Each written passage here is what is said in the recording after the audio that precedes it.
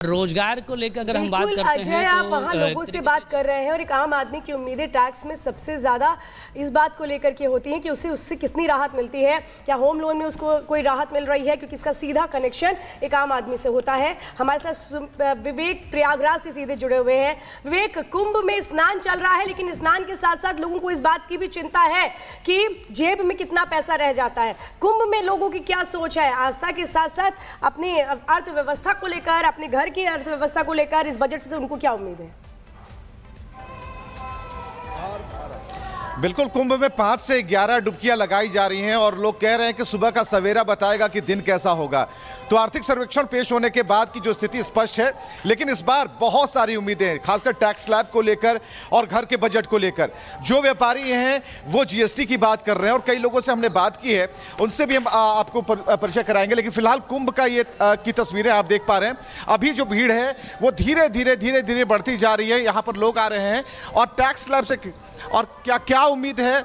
इस बार बजट है, आम बजट पेश होने वाला है। घर का बजट कैसे चलेगा, आम लोगों को क्या सुविधाएं चाहिए, क्या सुविधा चाहिए? हमें कुछ भी नहीं, यही सुविधा सबसे अच्छी है। और योगी जी की जय जयकार, हमारे लिए योगी जी। ये तो कुंभ वाली हो गई, लेकिन जेब को कितना आराम चाहिए? जेब को आराम नहीं, हमारे धर्म को आराम मिला हुआ, हमारे लिए अच्छी। देखिए, यहाँ पर जो है धर्ममय है और यहाँ कई लोग हैं, उनसे हम बात करेंगे। लेकिन यहाँ पर जिस तरीके से आप देख पा रहे हैं कि जो लोगों की आवक है, अभी जो भीड़ है वो काफी कम है। यहाँ पर कुछ लोग हैं। सर, अभी बजट पेश होने वाला है 11 बजे, क्या उम्मीद है?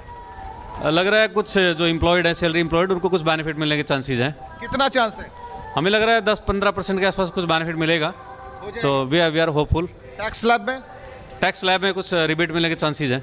ठीक है, आप क्या सोचते हैं? इस बार लग रहा है हमें इनकम टैक्स में देंगे रिबेट, कुछ बढ़ाएंगे इस बार।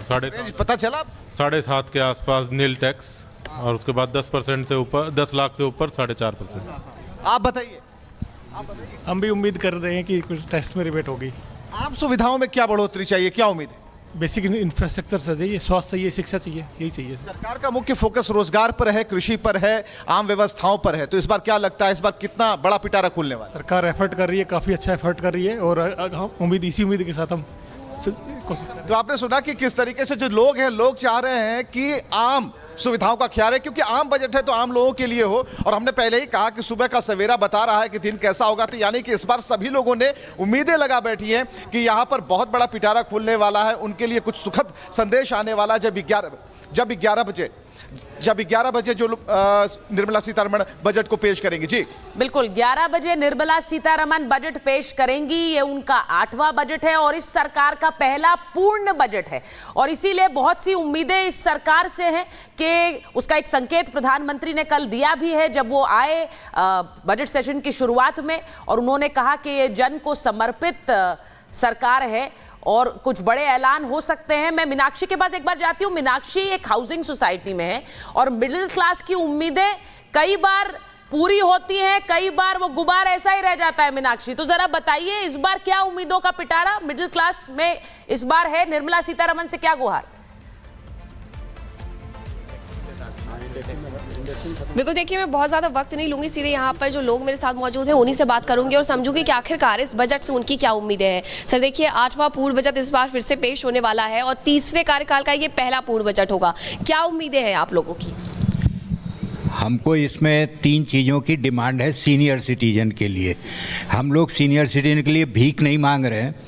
सुविधाएं जो आप दे सकती हैं, जिनके द्वारा आप पॉलिसी के द्वारा कष्ट दे रही हैं, उनको दूर कीजिए। पहला ये कि आप 7 लाख से नीचे जिनकी तनख्वाह होती है डिडक्शन नहीं मांग रहे, इनकम टैक्स नहीं बनता, उनको आप क्यों कंपेल करती हैं कि इनकम टैक्स रिटर्न फाइल करो? पहला, वो सीए के पास जाएं, भाग दौड़ करें। दूसरा कि जिन लोगों की इनकम 3 लाख 4 लाख है, वो जब फॉर्म नंबर 15H सबमिट करते हैं बैंक में तो वो एक्सेप्ट नहीं करता और साल भर उनका इनकम टैक्स काटा जाता है, फिर वो रिफंड मांगते हैं। आपको लगता है कि इस बार ये जो है उम्मीदें हैं ये पूरी हो जाएं, ये जो तमाम चीज़ें आपने गिनवाई ये इस बार के बजट में ना रहे? आप घर भी संभालती हैं, बाहर भी जाती हैं काम करने के लिए, लेकिन जब बारी घर की आती है तो ऐसी कौन कौन सी चीज़ें हैं जो आप बदलाव करवाना चाहती है इस टैक्स को लेकर के? मैं तो ज़्यादा कुछ नहीं कहती, सर बोल रहे हैं, सर से आप बात करिए। मुझे चलिए ठीक है, कोई बात नहीं। सर आप बताएं कि आप लोगों की क्या उम्मीद है? मैं चाहता हूँ ना कि जैसे हम टैक्स पे करते हैं तो जो टैक्स पे करता है कम से कम उसे एजुकेशन और इसमें जो है एजुकेशन और स्वास्थ्य में सुविधाएं कुछ मिलनी चाहिए। ऐसा नहीं होना चाहिए कि बस हम जब तक हम जैसे घोड़ा पाल रखा है इन्होंने गाय, जब तक दूध दे रही है तब तक तो गाय सही है, जैसे ही उसने दूध देना बंद कर दिया उसको फिर मतलब भगा दिया कि भाई अब तुम जाओ। मिडिल क्लास की यही हालत हो गई है। जब तक वो टैक्स पे कर सकता है तब तक तो भाई तुम बहुत अच्छे हो, जब वो टैक्स पे करना बंद कर देगा तुम किसी काम के नहीं हो। तो कम से कम हमारे बारे में भी सोचो भाई, उसके बाद भी सोचा जाए।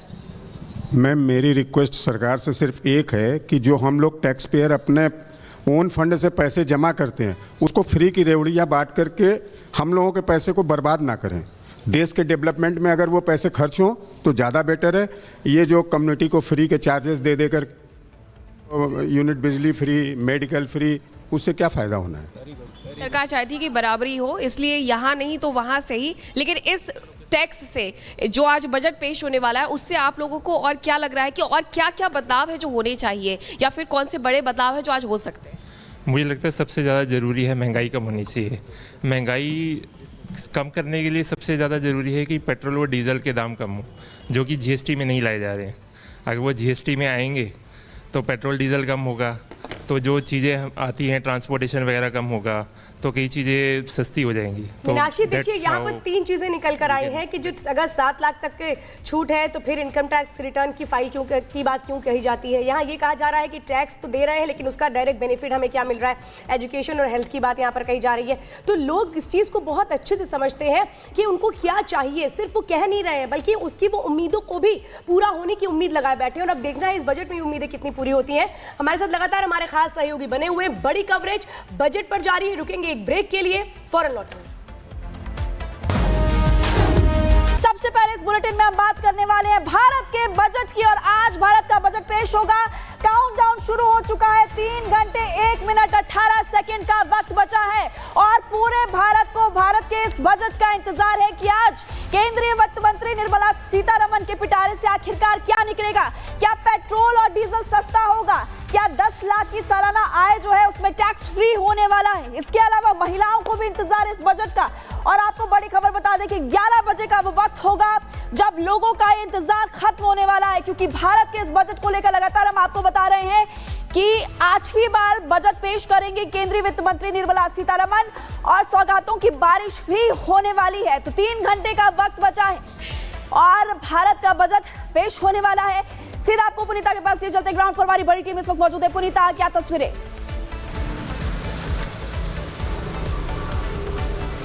बिल्कुल महिमा, देखिए अभी आधे घंटे का वक्त और है क्योंकि 8:30 बजे का समय है जब वो यहाँ से निकलेंगी। इस वक्त में वित्त मंत्री निर्मला सीतारमण के आवास के बाहर खड़ी यहाँ पर मौजूद हूँ और जैसे जैसे देखिए समय नजदीक आ रहा है यहाँ पर हलचल देखने को जरूर मिल रही है। यहाँ पर देखिए सुरक्षा के लिहाज से भी तैयारियां पूरी कर ली गई है क्योंकि जब यहाँ से निकलेंगी तो वो नॉर्थ ब्लॉक के लिए निकलेंगी। लेकिन देखिए सबकी निगाहें इस वक्त 11 बजे पर टिकी हुई है कि जब वित्त मंत्री यहाँ से निकलती हैं, संसद भवन में जाती हैं, जब संसद के पटल पर वो बजट रखती हैं तो उनके पिटारे से आखिर क्या कुछ निकलता है। और देखिए 8वीं बार, क्योंकि काफी खास इस बार का बजट इसलिए हो जाता है क्योंकि मोदी सरकार 3.0 का ये पहला पूर्ण बजट है। उसके बाद यानी कि 8वीं बार वित्त मंत्री जो है ये बजट पेश करने जा रही हैं और अब तक जो 7 बार उन्होंने बजट पेश किया है उसमें देखा गया है कि देश के विकास को कैसे रफ्तार मिले, यानी कि अपनी नीति से उन्होंने देश की आर्थिक व्यवस्था को किस तरीके से बदला है, किस तरीके से पेश किया है, सबने देखा है। लेकिन इस बार सबकी प्रतीक्षा है जब वो 8वीं बार बजट पेश करती हैं तो आखिर उनके पिटारे से क्या कुछ निकलता है। और देखिए जो जानकार हैं उनका ये कहना है कि इस बार हर वर्ग को साधने की कोशिश की जाएगी, खास करके महंगाई पर पूरा फोकस रहेगा। इसके अलावा रोजगार की जो बार बार बातें होती है इस पर भी होगा। लेकिन आखिर क्या कुछ रहता है ये देखना काफी अहम होगा। लेकिन लगातार हम तस्वीरें आपको दिखा रहे हैं क्योंकि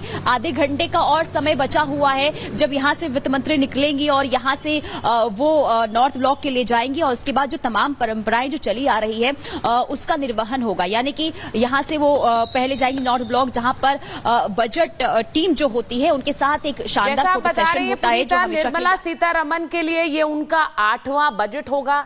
देश में आर्थिक विकास दर को बनाए रखना उनके लिए बहुत बड़ी चुनौती है, लेकिन लोगों को भी खासकर मिडिल क्लास और गरीब तबके के लिए उनके खजाने में क्या कुछ है ये भी लोग टकटकी लगाए